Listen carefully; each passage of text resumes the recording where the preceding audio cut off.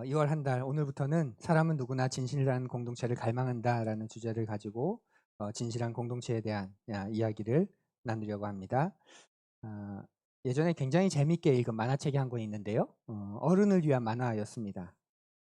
그 한 컷이 그 관계에 대한 가족 안에서의 관계, 또 다른 사람과의 관계를 말하는 그런 꼭지였는데 그 속에서 작가가 이런 말을 했습니다. 굉장히 공감도 가고 또 많은 고민이 되었습니다. 선을 넘고 싶지 않다. 선을 넘어 그 삶을 더 많이, 더 깊게 알 수도 있겠지만 그 관계의 깊이 속에 숨어 있는 상처들이 두렵다. 단지 이 작가만의 마음은 아닐 겁니다. 우리들의 상태이기도 하지요. 좀 더 가까이 가고 싶은데 선을 넘어가면 그 사람 속에 있는 문제들이나 그 사람의 그런 미성숙함이 나에게 또 다른 상처로 다가오진 않을까 하는 그런 두려움, 불안함, 그런 불확실성들이 있어서 관계가 발전하기 어려운 게 우리의 모습입니다. 그러면서 작가는 자기의 어린 시절을 회상합니다. 그러면서 이런 말을 합니다. 그래서 가끔은 선이 필요 없는 아이의 뇌로 살고 싶다는 생각을 한다. 이 작가의 마음이 느껴지시지요? 우리도 여러분도 그러지 않으세요? 그냥 아이처럼 단순하게 그렇게 속 없이 살고 싶다. 그냥 웃으면서 그냥 넘어가면서 툴툴 털고 그렇게 살고 싶다. 그런 마음이 느껴지지요. 아이들은 밤낮 싸우고 부딪히고 울고 그러다가 친해지고 또 언제 싸웠냐는 듯이 히덕거리면서 천진난만하게 살아갑니다. 그런 아이들의 뇌를 가지고 살고 싶다는 마음이 저에게도 공감이 갑니다. 그리고 따지고 보면 우리가 다 그렇게 살았지요. 그래서 2월 우리 말씀 시리즈 포스터는 이 사진입니다. 여러분 이렇게 살지요? 행복해 보이지요? 이렇게 살고 싶지 않으세요? 싸웠다가도 언제 그랬냐는 듯이 재밌게 놀고 또 다른 부분이 있기 때문에 그걸 드러내면서 또 그런 모습도 또 알아가고. 근데 여러분은 어떠십니까? 나이가 어느 정도 들면 상대방이 다 보인다고 해요. 그 인생을 살아간 깊이 속에서 우리가 그런 감을 익힙니다. 그래서 이 선을 넘어가면 안 될 것 같다. 더 가까이 가면 힘들어질 것 같다. 더 가까이 가면 상처를 받을 것 같다. 그러면서 우리가 적당한 관계를 유지합니다. 우리는 수많은 관계들로 우리의 삶을 살아가는데 그런 관계 속에서 편안한, 진실한, 마음을 나누는 그런 관계가 없을 때 정말 힘들어지지요. 여러분 주변의 관계들은 어떠십니까? 배우자와의 관계, 또 부모님과의 관계, 혹은 자녀와의 관계, 형제들과의 관계, 직장 동료들과의 관계. 말씀 시리즈를 이제 계획하고 준비하다가 한 사진 작가를 알게 됐는데요. 유명한 사람 같지는 않습니다. 다이스케 나카야마라고 하는 일본의 사진 작가인데 사진이 되게 인상적이어서 좀 고화질로 얻고 싶었는데 어디에도 있지 않더라고요. 그저 개인 홈페이지에 수록된 게 다였는데 그분의 작품 중에 Nice to Know You라는 게 있습니다. 당신 알게 되어 참 좋네요. 그런 제목의 시리즈 사진이 있었습니다. 편한 마음으로 봤다가 마음이 엄청 무거워졌습니다. Nice to know you. 당신 알게 되어 좋습니다. 이 사진 시리즈는 현대사회의 모습, 특히 현대인들이 관계를 맺는 모습에 대해서 고발하고 있는 그런 사진이었습니다. 그 사진에 등장하는 모두가 다 칼을 들고 있습니다. 사진이 좀 눈에 들어오시나요? 서로 대화를 나누면 굉장히 밝은 얼굴이죠. 그런데 서로 칼을 들고 다 서로를 찌르고 있습니다. 다 웃는 얼굴입니다. 부드럽고 나이스하고 젠틀하고 행복해 보이고 겉으로는 이렇게 당신이 알아가서 참 좋습니다 말하는 것 같은데 속으로는 실제로는 칼을 들고 서로를 찌르고 있는 거죠. 커플인 듯한데요. 굉장히 사랑스러운 눈으로 서로를 바라보지만 서로 껴안고 좋아서 껴안고 있지만 서로를 찌르고 있습니다. 더 불편한 사진도 있습니다.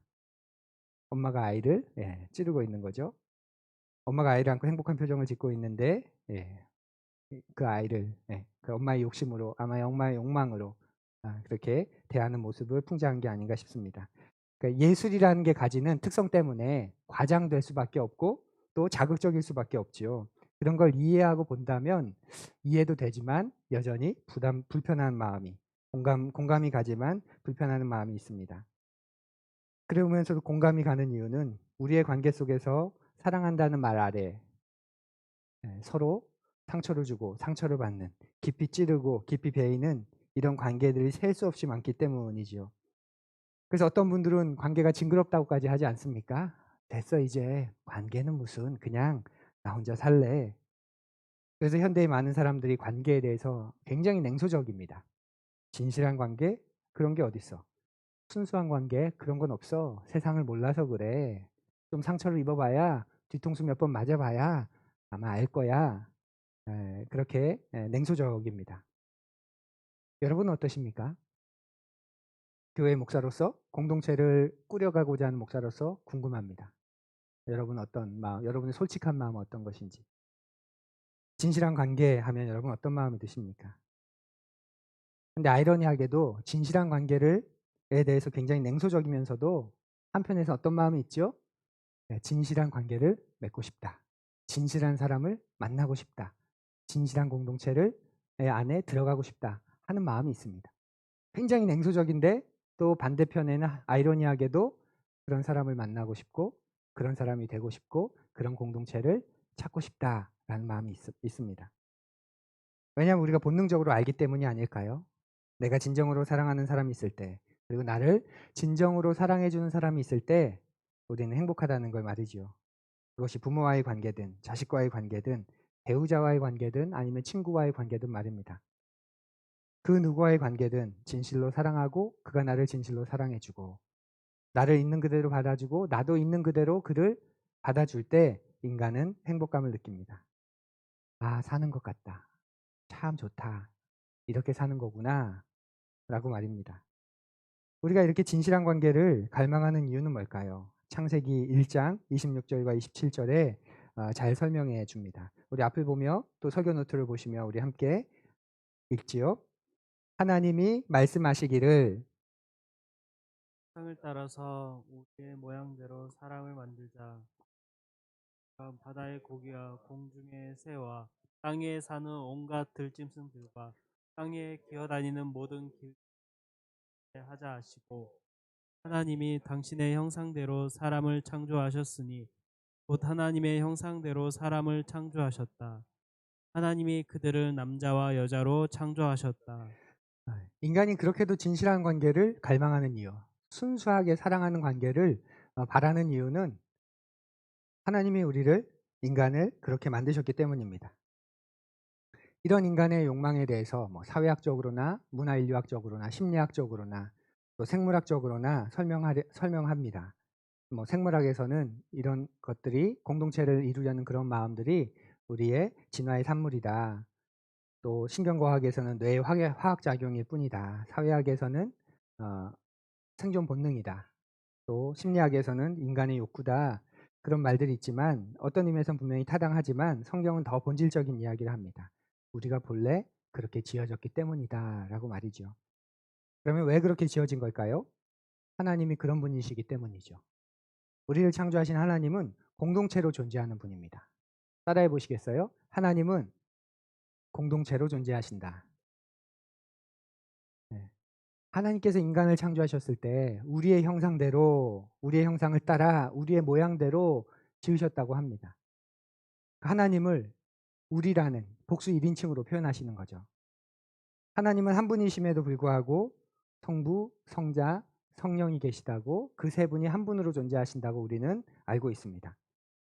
이 세 분이 어떻게 한 분이신가? 기독교 2000년의 역사 속에서 명확한 설명 우리가 하기 어렵지요. 많은 시도들이 있지만 모두 어렴풋하게 이해만 할 뿐입니다. 기독교라는 게 설득과 이해를 위한 종교라면 우리는 이 삼위일체를 포기하면 됩니다. 혹은 사람들이 말하는 것처럼 기독교라는 게 후대의 산물이라면 종교라는 게 처음엔 없다가 점점 신화화되면서 후대에 생겨난 완성된 그런 산물이라면 이런 거북한 신조나 교리는 그냥 버리면 됩니다. 유대교나 이슬람처럼 뭐 굳이 말하자면 뭐 일위일체 한 분인데 존재하는 방식도 하나이다 라고 이해하면 됩니다. 그런데 우리는 그렇게 하지 않지요. 삼위일체의 하나님이라는 표현 때문에 공격도 받고 비논리적이다, 비합리적이다. 어떻게 그런 걸 믿냐? 때로는 조롱도 당하지만 그러면서도 우리는 삼위일체 하나님을 믿습니다. 왜죠? 이유는 단 하나입니다. 하나님이 그렇게 존재하시기 때문에. 그것 말고는 우리가 우리의 신앙을 설명할 수 있는 방법이 없습니다. 하나님이 그렇게 존재하시니 우리는 그 하나님 그렇게밖에 말할 수 없는 거지요. 삼위일체의 방점이 어디에 찍히냐면 삼위, 세 분이다 거기에 있습니다. 세 분입니다, 하나님은. 그런데 그분이 한 분으로 존재하신다. 한 분의 방점을 찍으면 이 세 분이라는 게 역할이 돼 버립니다. 마치 저라는 한 남자가 목사이기도 하고 가장이기도 하고 또 일을 하는 직업인이기도 한 것처럼 한 사람의 방점이 찍히면 그냥 세 역할을 가진 것 정도로, 그래서 이해가 되죠. 근데 하나님은 그렇게 존재하시는 게 아니죠. 방점은 세 분이다. 성부이시고 성자이시고 성령이시다. 그런데 참 신비스럽게도 이 세 분이 한 분으로 존재하신다. 그게 삼위일체의 하나님의 모습입니다. 그래서 우리의 형상이라고 말씀하시는 거죠. 하나님께서 인간을 만드셨을 때 그런 하나님의 공동체성이 인간 속에 담겨지길 원하시는 겁니다. 우리는 우리가 하나님의 형상대로 지음받았다 말하면 영혼, 자유의지, 하나님처럼 인격을 가졌고 영혼이 있고 자유의지가 있고, 거기까지만 생각하기 쉬운데 하나님의 형상 안에는 공동체성이 들어 있습니다. 그래서 인간은 태어나면서부터 공동체적으로 서로 사랑받고 하나가 되고 관계를 맺으며 살도록 지음받은 것이지요. 하나님이 처음에 사람을 창조하실 때 아담을 홀로 창조하셨죠. 그런데 한번 잘 생각해 보세요. 하나님이 모든 것을 만드시고 다 좋았다 하셨는데 하나, 좋지 않구나 말씀하신 게 있습니다. 뭐죠? 인간이 홀로 독처하는 것. 결혼하지 않은 게 아니라 홀로 존재하는 것, 혼자 살아가는 것, 그것을 좋지 않다 말씀하십니다. 왜냐하면 인간은 하나님을 닮아서 관계를 맺고 공동체적으로 존재하도록 지음을 받았기 때문입니다. 그런데 그 인간이 홀로 있으니 좋지 않다고 하신 거죠. 그래서 뭘 하셨죠? 성경 퀴즈 같은데 주일학교. 그래서 뭐 하셨나요? 또 다른 인간을 만드셨죠. 근데 이상하다는 생각 안 해보셨어요? 남자를 만드시고 홀로 존재하는 게 좋지 않다고 하시면서 하나님이 또 다른 남자를 만드신 게 아니라 전혀 다른 종과 같은, 그죠? 여자를 만드셨다는 걸 말입니다. 비슷한 사람을 만들지 않으셨어요. 그러니까 아담이 홀로 있는 게 좋지 않으면 비슷한 남자를 만들어서 둘이 맨날 전쟁놀이 하면서, 뭐 둘이 맨날 축구하면서 먹고 싶을 때 먹고 자고 싶을 때 자고 그렇게 만드셨으면 될 것 같은데, 그렇게 하면 우리의 인생이 굉장히 단순해졌겠죠. 그런데 여자를 만드셨습니다.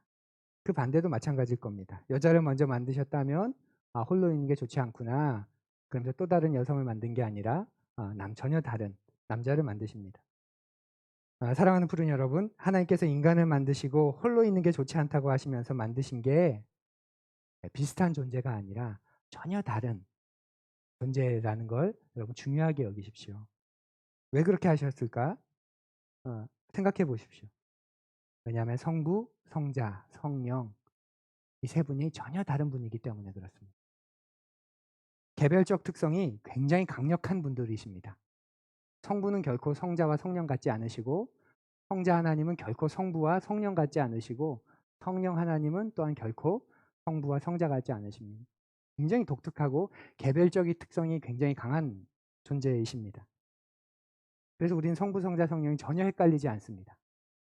그런데도 이 세 분이, 세 위격이 삼위가 하나로 존재하십니다. 조금 더 이걸 알기 원하시는 분은 오두막이라는 책이나 영화를 한번 보십시오. 그 안에서 묘사되는 성부, 성자, 성령이 꽤나 매력적입니다. 성부 하나님은 감히 흑인 여성으로 책과 그 영화에 등장합니다.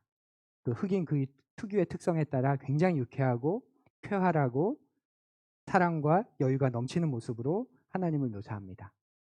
그리고 성자 하나님, 예수님은 아랍계 남성, 중동의 남성으로 묘사하는데 굉장히 섬세하고 또 여린 그런 남성의 모습으로, 그리고 따뜻함을 가진, 부드러움을 가진 그런 남성의 모습으로 등장합니다. 그리고 성령님은 젊은 여성, 근데 굉장히 섬세함을 가진, 그리고 바람처럼 자유함을 그렇게 느낄 수 있는 그런 여성의 모습으로 묘사합니다. 완전히 다른 거죠. 성부, 성자, 성령께서. 그런데 이 세 분이 한 분으로 존재하십니다. 하나님은 당신 속에 있는 이런 형상, 이런 이미지가 우리에게도 나타나길 원하시는 거죠. 그래서 비슷비슷한 사람끼리 모아놓고 너희들끼리 행복하게 살아라 그러지 않으시고, 인간은 인간이지만 너무나도 다른 그런 사람을 만드셨습니다. 그리고 두 사람이 하나가 되어 살게 하셨습니다. 이것이 하나님이 인간을 향해 가진 맨 처음의 계획입니다. 전혀 다른 존재, 개별적 존재이지만 그들이 진실한 관계를 맺고 사랑하면서 살아가도록 말이죠. 그런 진실한 관계 속에서 또 다른 생명체가 잉태되고 태어나고, 이 생명체도 또 다른 개별성을 가지고 또 다른 공동체 안에서 이렇게 살아가도록 우리를 만드셨습니다. 하나님이 우리를 이렇게 만드셨다는 걸 기억하십시오. 그래서 하나님은 여러분이 진실한 관계를 맺고 그 관계성 속에 있을 때 기뻐하십니다. 하나님은 여러분이 진실한 관계를 발전시키기를 원하십니다. 부모인 여러분들은 아실 겁니다. 자녀들이 싸우지 않고 서로 화목하게 자라가는 모습을 볼 때 말할 수 없이 행복하지 않으세요? 또 갓 결혼한 아니면 사귀고 있는 젊은 커플을 볼 때, 젊은 부부를 볼 때, 신혼 부부를 볼 때 그렇게 꿀이 떨어지고 아웅다둥 그렇게 사랑하는 모습을 볼 때 되게 보기 좋고 행복하지요. 그런데 결혼한 지 10년, 20년 그런 낡은 시간이 많이 지난 부부가 서로 진실한 관계를 발전시키기 위해서 애를 쓰는 모습을 볼 때 하나님은 아마 더 미소 지으실 겁니다. 얘들이 진짜 사랑을 알아가고 있구나. 우리가 서로 사랑하고 하나 되는 것처럼 얘들도 우리를 지금 닮아가고 있어. 그러면서 하나님도 기뻐하실 겁니다. 교회도 그렇죠. 어, 여러분과 저를 보면 아직은 우리가 허니문인 것 같아요. 허니문. 교회가 시작되고 허니문 기간. 그래서 허니문 기간은 모든 게 다 받아들여지고 행복합니다. 좀 힘든 게 있어도 허니문이니까 견디게 되지요. 또 교회에 오신 분들은 새로운 교회에 왔다는 그 마음이 모든 걸 기쁘고 이해하게 하지요. 근데 우리 교회가 이제 만 3년이 되어 가면서 그 허니문이 끝나는 것 같은 그런 느낌을 제가 받습니다. 여러분의 표정을 보면 느껴지는데 여러분을 맨 처음 봤을 때 눈빛이 엄청 촉촉했다는 거 모르시죠? 아니 이렇게 좋은 교회가, 아니 이렇게 좋은 목사님이, 아니 이렇게 스마트한 목사님이, 우리 교회는 1:1 성경 공부도 있고 엄청 좋아하셨어요. 근데 이제는 1:1은 왜 이렇게 길고 이것도 매년 해야 돼? 약간 그런 눈빛. 그리고 전에는 아마 어느 교회 다니세요 물어보면 김포에 있는 푸른 교회인데 정말 좋은 교회예요. 그랬다면 이제는 뭐라고 대답하세요? 동네 작은 교회 다녀요. 동네 개척교회 다녀요. 그러지 않으세요? 제가 환멸이라는 단어를 중요하게 여긴다고 말씀드렸는데 환이 멸해야 진짜가 시작됩니다. 우리 교회에 대한 혹은 저에 대한 환멸의 시간이 여러분에게 반드시 올 겁니다. 그리고 저 역시도 우리 교회에 대한 여러분에 대한 환이 멸하는 시간이 반드시 올 겁니다. 그때가 진짜입니다. 그리고 그래서 그 시간이 꼭 와야 합니다. 초기에는 다 좋지요. 하지만 시간이 지나면서 각각이 가지고 있는 한계나 문제점이 드러나지 않나요? 그런데 그때 그러니까 떠나고 그러니까 실패했다고 포기하지 않고 그것을 극복하려고 넘어가려고 할 때 우리 하나님이 얼마나 미소 지으실까요? 그 속에서 사랑하는 것이 진짜 사랑이기 때문입니다. 하나님은 여러분이 진실한 관계를 맺으려고 하실 때마다 말할 수 없이 기뻐하시는 분입니다. 일을 하다 보면 정말 불친절한 분들을 한 번씩 만납니다. 내가 이분한테 뭐 죄를 졌네. 이분 왜 이렇게 화가 나 있지? 일해 달라고 날 불러놓고서 왜 이렇게 기분이 안 좋으시지?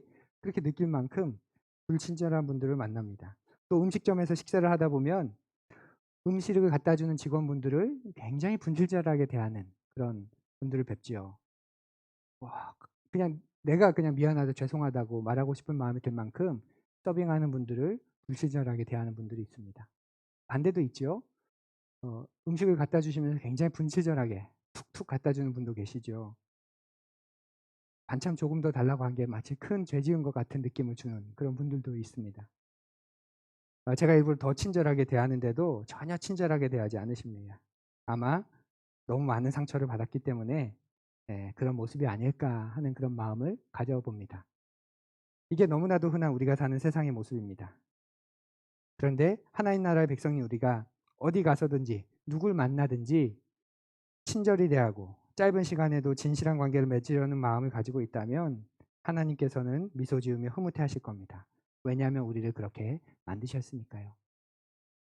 지난주 교회에 부재중 전화가 한 통 와 있었는데요.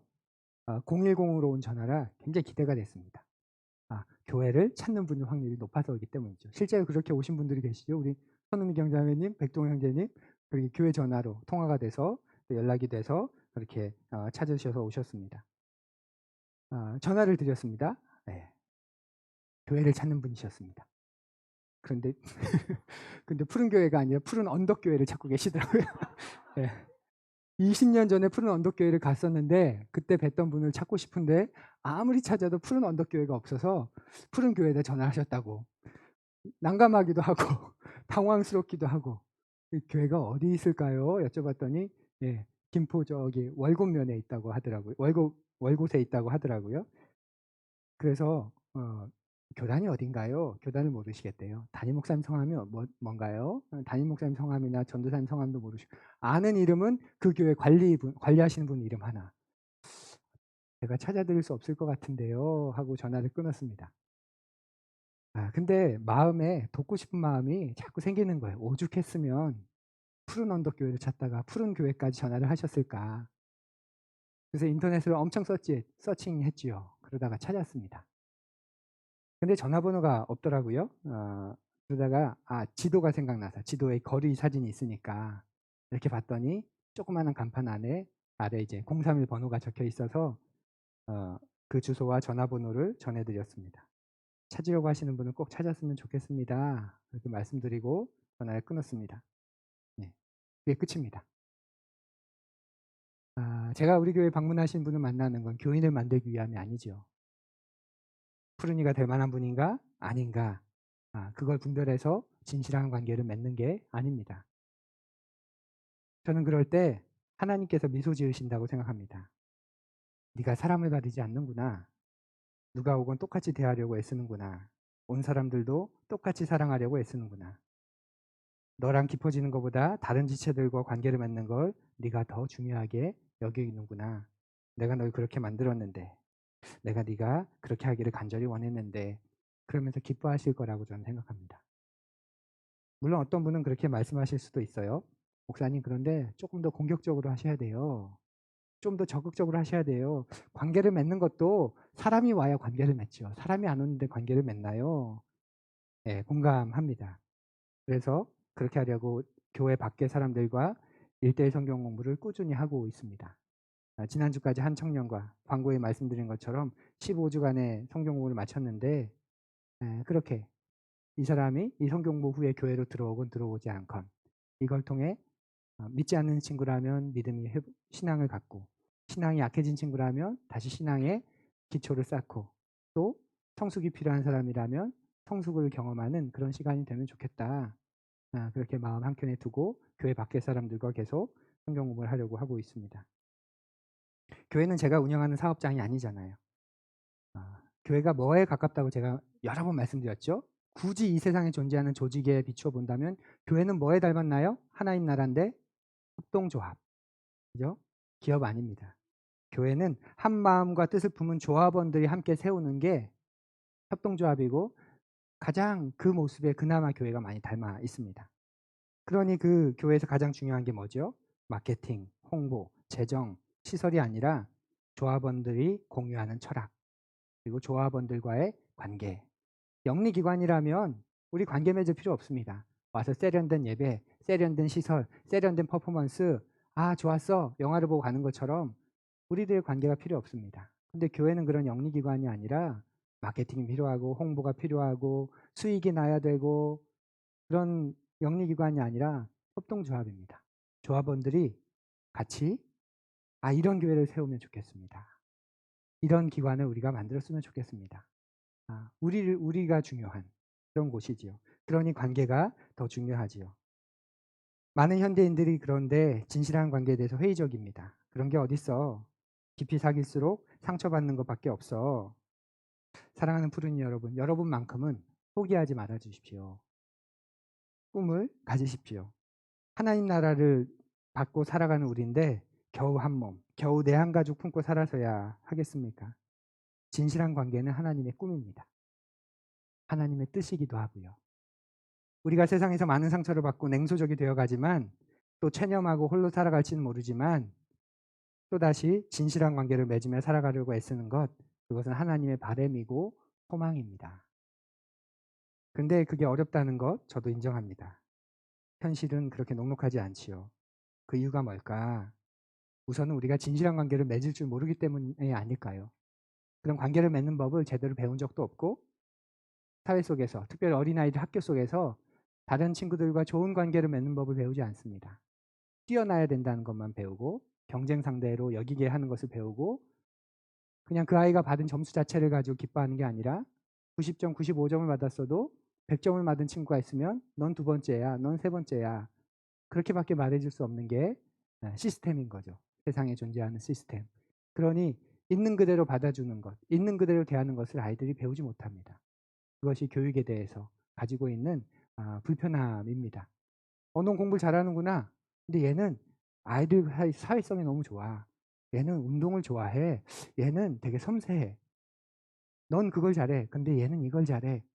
그렇게 서로를 받아들이고 자기를 받아들이는 법을 배우고 알아가면 좋겠는데 교육 안에서는 늘 뛰어나야 하는 것, 먼저 앞서야 하는 것, 앞에 따라가야 하는 것, 따라오지 못하는 네가 잘못한 거지. 그러니 더 열심히 노력해. 듣는 말은 그거밖에 없으니 늘 조급함만 남아 있지요. 그러다 보니까 진실한 관계를 맺는 건 어렵습니다. 내 자신이 진실하지 못합니다. 나를 드러내면 무한해질까 봐. 내 진실한 모습을 보여주면 나를 이상하게 여길까 봐. 그래서 인간관계 속에서 우리는 자기중심적이 될 수밖에 없습니다. 그래서 끊임없이 내 중심적으로 이해하기 때문에 상황을 오해하고 내 중심적으로 행동하기 때문에 사람을 속이거나 상황을 조작하기도 하고 결국 다른 사람에게 피해를 주기도 하지요. 이런 우리의 모습에 대한 유명한 말씀이 있습니다. 오늘 말씀인데 예레미야서의 말씀입니다. 우리 함께 읽어보지요. 만물보다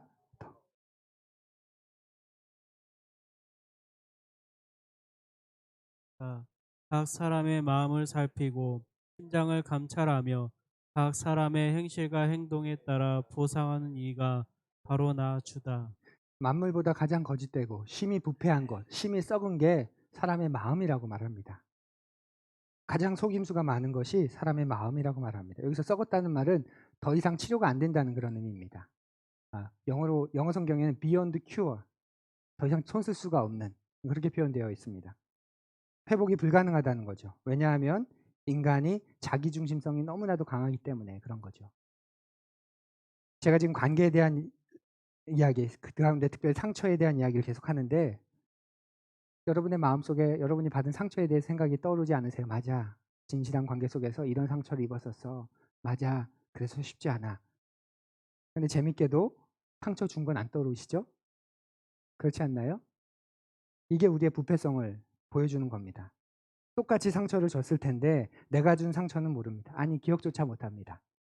그런데 내가 받은 상처는 잘 기억합니다. 모든 걸 자기중심적으로 생각하는 데서 오는 거죠. 어제 베이징 동계올림픽이 시작됐죠. 마치는 동안 우리가 그런 이야기 되게 많이 들을 겁니다. 우리나라와 상대하는 다른 나라 선수가 반칙하면 좀 페어플레이 정신이 어긋납니다. 저래선 안 되죠.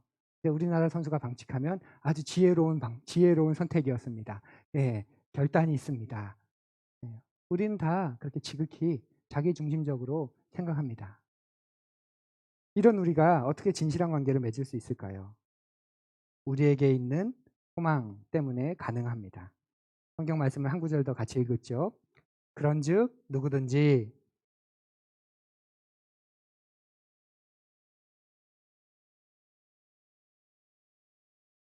하나님께서 났으며 그가 그리스도로 말미암아 우리를 자기와 화목하게 하시고 또 우리에게 화목하게 하는 직분을 주셨으니. 예, 여러분은 그리스도 안에서 새로운 존재가 되셨어요.